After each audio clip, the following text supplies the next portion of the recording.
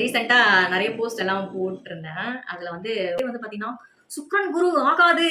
எப்படி வந்து சுக்கிரனும் குருவும் வந்து சுக்கிரன் ராசிக்கு குரு ராசிக்கு எப்படி சுக்கிரன் நல்லது பண்ணுவாரு? சுக்கிரனும் குருவும் பகை, கடுமையான பகை அப்படின்னுலாம் போட்டு வச்சிருந்தாங்க. அப்ப நான் நான் என்ன யோசிச்சேன்னா, எங்க ஆளுங்க எவ்வளோலாம் வேலை பார்த்திருந்தாங்கன்னா, ஒரு மக்களோட மனசுல இவ்ளோ விஷயங்கள் எல்லாம் திணிச்சு வச்சிருப்பாங்கன்றத நான் அனலைஸ் பண்ணேன். ஸோ சுக்கிரன், குரு அப்படின்னாலே மக்களோட பார்வையில என்ன இருக்குன்னா, 2 பேருமே கடுமையான ஒரு எதிராளிகள். 2 பேருக்கும் செட்டே ஆகாது அப்படின்றது தான் இருக்கு. ஒரு விஷயத்த நீங்க நல்லா அனலைஸ் பண்ணிக்கோங்க. உங்கள இந்த மாரிலாம் உங்க மைண்ட்ல ஏத்துனது யாரும் இல்ல. எங்க ஜோதிட மக்கள் தான். ஸோ எண்ணங்களோட அளவும் நம்ம உடம்புல இருக்கு. அண்டத்தில் உள்ளது இந்த பிண்டத்திலும். நல்லா மைண்ட்ல வச்சுக்கோங்க. பிண்டத்துல என்ன இருக்குதோ அதான் அண்டத்துல இருக்குது. அண்டத்துல என்ன இருக்குதோ அதான் பிண்டத்துல இருக்குது.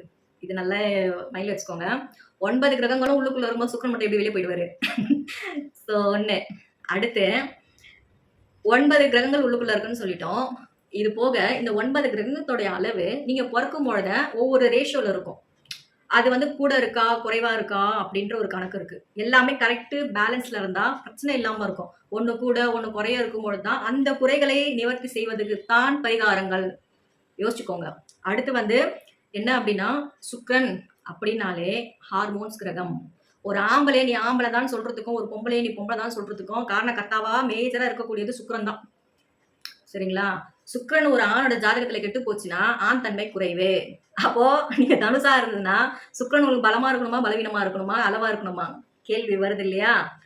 துலாமுக்கும், ரிஷபத்துக்கும். துலாம் ரிஷபத்துக்கு குரு கெட்டவரு அப்படின்னு ப்ரொஜெக்ட் பண்றாங்க இல்லையா? குரு தான் ஹார்மோன்ஸ் கிரகம். குரு வந்து குழந்தைக்கு அதிபதி. சுக்கிரன் வந்து சுக்லத்துக்கு அதிபதி. மறந்துடவே கூடாது. சுக்லம் இருந்தாதான் குழந்தை கிடைக்கும். குழந்தையா இருக்கணுமா, ஆரோக்கியமான குழந்தையமா இருக்கணுமான்னு ஜட்மெண்ட் பண்றது ஒரு ஆண் பெண் கிட்ட தான் இருக்கு. 2மே ஒன்னோடு ஒண்ணு கலந்தவை. மறக்கவே கூடாது. இதுல இன்னொரு விஷயத்த நீங்க நல்லா அனலைஸ் பண்ணிக்கோங்க. கால புருஷனுக்கு 7ஆம் இடம். அதுதான் வந்து துலா ராசி. அந்த ராசியில நீங்க எல்லாம் சொல்றீங்க இல்லையா, குரு சுக்கிரனோட பகை. அந்த குரு பகை பெற்ற நட்சத்திரம் விசாகம் துலால இருக்கு. மறந்துடாதீங்க. அதே கால புருஷனுக்கு 9ஆம் இடம் சொல்லக்கூடிய தனுசுல சுக்கிரனோட நட்சத்திரம் பூரணம் இருக்கு. முழுமையா இருக்கு. அதையும் மறந்துடாதீங்க. அதாவது என் வீட்ல என் எதிரிகளுக்கு நான் எப்படி இடம் கொடுப்பேன்? நான் அவனை எதிரியா நினைச்சேனா? அதுவும் எப்படி முழுசா நான் இடம் கொடுப்பேன்? அவனை எப்போ என் இடத்த விட்டு துரத்தணும்னு நான் நினைப்பேன். புரியுதுங்களா கான்செப்ட்? ஸோ இது ஒரு விஷயம் இருக்கு. இதுல குருவோட வீட்டுல தான் சுக்கிரன் உச்சம். குருவோட காலபுருஷனுக்கு 12ஆம் இடம் சொல்லக்கூடிய குருவோட வீட்டுல சுக்கிரன் உச்சம். சுக்கிரன் வந்து உச்சமா இருக்குன்னா ஃபுல் பவர்ல இருக்காருன்னு அர்த்தம். அதாவது காலபுருஷனுக்கு 12வது இடம் அயன சயன போகஸ்தானம். அந்த இடத்துல சுக்கிரன் உச்சம் அடைகிறது. சுக்கிரனுக்கான இடமே அதுதான். அப்ப அந்த இடத்துல தானே ஒரு ஜகஜோதியா இருப்பாரு. சுக்கிரனாலே காமக்காரகன், எண்ணங்களை தூண்டக்கூடியவன். 12ஆம் இடம் என்பது அயன சயன போகஸ்தானம். நம்ம ஸ்லிப் பண்றோம் இல்லையா, தூங்குற இடம். அவர் பிடிச்ச இடமே அது. அந்த இடத்துல தான் ஒரு உச்சம் அடைகிறதுன்றது வந்து மறுக்க முடியாது. காலத்தோட இயற்கையோட டிசைனே அப்படிதான். நம்ம தனிப்பட்ட ஜாதகத்துல நமக்கு அது எந்த அளவுல செயல்படுது அப்படின்றது இருக்கு. ரிஷபராசியை பொறுத்த வரைக்கும் தான் நினைக்கக்கூடிய விஷயங்களை செயல்படுத்தி காட்டுறதுல யாருக்கு பங்கு இருக்குன்னா குருவுக்கு இருக்கு. இல்லைன்னு மறுக்க முடியாது. 12ஆம் பாவம் வெற்றி நினைச்ச காரியங்களை சாதிக்கக்கூடிய அமைப்பு. ரிஷபத்துக்கு 11 யாரு? ரிஷபத்துக்கு 11 யாரு? குரு தான். அவர் தான் அதை கொடுக்கணும். அதே குரு 8க்கும் வராரு. அப்ப நான் என்ன பண்ணணும்னா, தேவையில்லாத விஷயங்களை போட்டு விட்டுறதும் அவரு தான். அப்ப அந்த தேவையற்ற விஷயங்கள் வந்து வெளியேறணும். ரிஷபத்துக்கும் அதாவது சுக்கிரனுக்கும் குருவுக்கும் உள்ள வேறுபாடு என்னன்னா, சுக்கிரன் பண்றது ஊருக்கே தெரியுங்க. குரு பண்றது யாருக்கும் தெரியாதுங்க. இதுதாங்க வித்தியாசம். ஸோ இந்த வித்தியாசத்தோட அளவை வந்து கரெக்டா வந்து புரிஞ்சுக்கிட்டு செயல்படுறது தான் 2 பேருக்குள்ள வித்தியாசத்தை குறிப்பிடும். இதுல துலாம் ராசிக்கு 6ஆம் அதிபதி குரு கெட்டவர். கடன் கொடுப்பார், நோய் கொடுப்பார். கடன் நோய் கொடுக்கறது தான் வேலையை கொடுப்பார். அதையும் சொல்ல மாட்டீங்க. தான் வேலை தரணும். இதுல என்ன அப்படின்னா, இந்த துளராசிக்காரங்கள்லாம் பாத்தீங்கன்னா நிறைய பேர் வந்து கடன் நோய் குரு தராரு அப்படின்னும் பொழுது குரு வந்து சில கண்டிஷனும் போட்டு தான் வேலையில பிடிவாதத்தை ஏற்படுத்தி கொடுத்துருவார். வேலை இருந்தால் தான் வருமானம் வரும். வேலையே இல்லாமல் வருமானம் வருமா? ஏன் எதிரிகள் ஆரம்பாவத்துக்கு வச்சாங்க? நீங்க எங்க வேலை செய்றீங்களோ அங்கதான் உங்க எதிரியே உருவாவாங்க.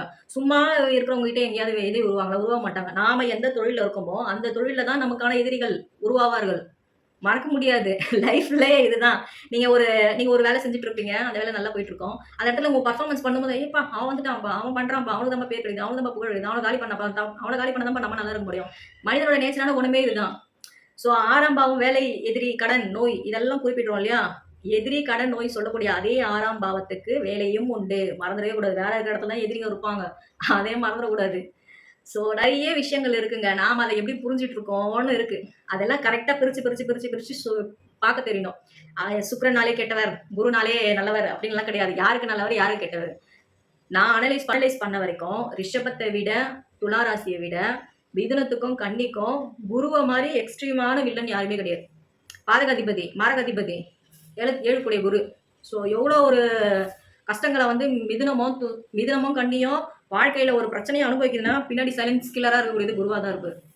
ஸோ இதெல்லாம் நிறைய இருக்கு. எல்லாமே பிரிச்சு பிரிச்சு பார்க்க தெரியணும். பண்டலா தூக்கி போட்டு பார்த்தோன்னா ஒண்ணுமே புரியாது. ஒரு ஒரு 1.5 வருஷம் 2 வருஷம் இருக்கும். வாட்ஸ்அப் குரூப்ல அஸ்ட்ராலஜி வாட்ஸ்அப் குரூப் எல்லாம் இருக்கு இல்லையா? ஸோ அதில் வந்து ஒருத்தர் வந்து ஒரு மெசேஜ் போட்டிருந்தாரு. அவங்க வந்து கொஞ்சம் நல்லா தமிழ் வார்த்தையில இலக்கிய நயத்தோட சில பாட்டெல்லாம் அனுப்புவாங்க. மைண்ட்ல எல்லாம் இந்த வார்த்தை ரம்பை, மேனகை, ஊர்வசி எல்லாம் சபையில் நடந்து வர சுக்ராச்சாரியாரும் பிரகஸ்பதியாரும் ஜோதியில் கலந்து கொண்டனர் அப்படின்னு எல்லாம் போட்டு வச்சிருந்தாரு. அப்ப நான் என்ன கமெண்ட் போட்டேன் அவருக்கு, இங்குதான் பிரகஸ்பதி தப்பி விட்டா சுக்ராச்சாரியா சிக்கி விட்டான்னு போட்டேன். சிரிக்கிறாங்க எல்லாம் கமெண்ட்டை படிச்சதுங்க. என்னன்னா சுக்ராச்சாரி என்ற சுக்ரன், பிரகஸ்பதி என்ற குரு. அதாவது ரம்பை, ஊர்வசி, மேனகைன்னா பெண்கள் விஷயத்துல சுக்ரன் ஆதிக்கம் பெற்றவங்க மாட்டிப்பாங்க, குரு ஆதிக்கம் பெற்றவங்க மாட்டிட்டு அதுல இருந்து எஸ்கேப் ஆயிடுவாங்க தெரியாத அளவுக்கு. இதுதான் வித்தியாசம். இதுதான் வந்து பிரகஸ்பதி தப்பி விட்டார், சுக்ராச்சாரிய சிக்கி விட்டார்னு போட்டேன். ஸோ குரு ஆதிக்கம் பெற்றவர்கள் ஒரு விஷயத்துல மாட்டினாங்கன்னா வெளி உலகத்துக்கு தெரியாது. சுக்ரன் ஆதிக்கம் பெற்றவர்கள் எல்லாருக்குமே தெரியும். ஆனாலும் சுக்ரன் ஆதிக்கம் பெற்றவருடைய மனம் பூ போன்ற மனம். அதாவது வித்தியாசங்கள் எங்க வேறுபடும்னா, குரு ஆதிக்கம் பெற்றவங்க கிளாஸ் தான் எடுப்பாங்களே தவிர அடுத்தவங்களுக்கு ஒரு ஹெல்ப்னு வரும்பொழுது யோசிப்பாங்க, செய்யலாமா வேண்டாமான்னு மென்டாலிட்டிலே இருப்பாங்க. ஆனா அவங்களுக்கு பொறுத்த வரைக்கும் ஒழுக்கம், நீதி, நேர்மை, கட்டுப்பாடு இதெல்லாம் இருக்கணும்ன்ற மைண்ட் செட் எல்லாம் கொஞ்சம் அதிகமா இருக்கும். அடுத்தவங்களுக்கு கொடுத்து உதவுறதோட ஆலோசனை கொடுத்து உதவுவாங்களே தவிர ஃபினான்ஷியலா கொடுத்து ஹெல்ப் பண்ணக்கூடிய மைண்ட் செட் கொஞ்சம் குறைவா இருக்கும் சுக்ரனை கம்பேர் பண்ணும்போது. ஆனா சுக்ரன் ஆதிக்கம் பெற்றவங்க உண்மையிலேயே சொல்றேன், எனக்கெல்லாம் வந்து சுக்ரன் ஆதிக்கம் பெற்றவங்க ரொம்ப பிடிக்கும். அவங்க மேல ஒரு மரியாதை இருக்கும். ரீசன் என்னன்னா, அவங்க லைஃப் பேட்டர்ன் எல்லாம் நிறைய பேரை நான் அனலைஸ் பண்ணியிருக்கேன். சுக்ரன் ஆதிக்கம் பெற்றவங்களுக்கு லைஃப்ல தன்னுடைய மெழுகுவத்தி மாதிரி இருக்குங்க அவங்க வாழ்க்கை. சிம்பிளா சொல்ல போனா தன்னை தானே அழிச்சுப்பாங்க. ஆனா தன்னை சுத்தி இருக்கிற அத்தனை பேர் வாழ்க்கையிலையும் விளக்கேற்றுவாங்க. தன்னை சுத்தி இருக்கக்கூடிய அத்தனை பேரையும் வந்து வாழ வைப்பாங்க. நான் நாசமா போயிட்டேன், என் கேரக்டர் செதஞ்சு போச்சு, என் வாழ்க்கை பாதை மாறி போச்சு, என்னால எல்லாரும் நல்லா இருக்காங்களா இருந்துன்னு போட்டோம், ஆனா நான் பண்ண தப்ப அவங்க பண்ண நான் விட மாட்டேன். இந்த வார்த்தையை சொல்லி வாழாத சுக்ரன் ஆதிக்கம் பெற்றவங்களே கிடையாது. இன்னைக்கு சினி ஃபீல்ட் எல்லாம் எடுத்துக்கோங்க, சுக்ரன் ஆதிக்கம் பெற்றா மட்டும்தான் திரைக்கு முன்னாடி ஷைனாயே ஆக முடியும். எத்தனையோ பேர் நம்ம வந்து கமெண்ட் போட்டு அவங்க வந்து கேரக்டரைஸ் டார்கெட் பண்ணி பேசிடலாம். அதுக்கு பின்னாடி இருக்கக்கூடிய வலிகளும் வேதனைகளும் ஒவ்வொரு நாளுமே வெளி உலகத்துக்கு காட்டாம வாழக்கூடிய நபர்கள் சுக்ரன் ஆதிக்கம் பெற்றவங்களா இருப்பாங்க. அவங்களை நம்பி நிறைய பேர் வாழ்ந்துட்டு இருப்பாங்க. இந்த ஃபேமிலிக்காகன்னு பார்த்து தான் வாழ்க்கையை வந்து டோட்டலா டெமலிஷ் பண்ணிப்பாங்க. தான் வாழ்க்கையை கெடுத்துப்பாங்க. தான் வாழ்க்கையை கெடுத்துட்டு என்னால எல்லாரும் நல்லா இருக்காங்களா அது போதும் எனக்குன்னு சொல்லுவாங்க. இந்த டைப் எல்லாம் சுக்ரன் ஆதிக்கம் பெற்றவங்களா இருப்பாங்க. ஆரம்பத்துல வந்து நம்ம காலகட்டங்கள்ல நானுமே சில அனலைஸ் எல்லாம் வந்து கொஞ்சம் தப்பா பண்ணுவாங்க. குரு ஆதிக்கம் பெற்றவங்களா அவங்களாம் நல்லவங்க அப்படின்ற ஒரு எண்ணம் எனக்கும் இருந்துச்சு. சுக்ரன் ஆதிக்கம் பெற்றவங்களா அவங்களாம் கெட்டவங்க அப்படின்ற ஒரு எண்ணமும் இருந்தது. ஆனா இதுக்குள்ள இறங்கி மூழ்கி நிறைய பேரோட லைஃப் பேட்டர்னை பார்க்கும்பொழுது அவங்களுடைய சார்ட் எல்லாம் அனலைஸ் பண்ணும்போது அந்த எண்ணம் ஓட்டம் எனக்கே மாறுச்சு.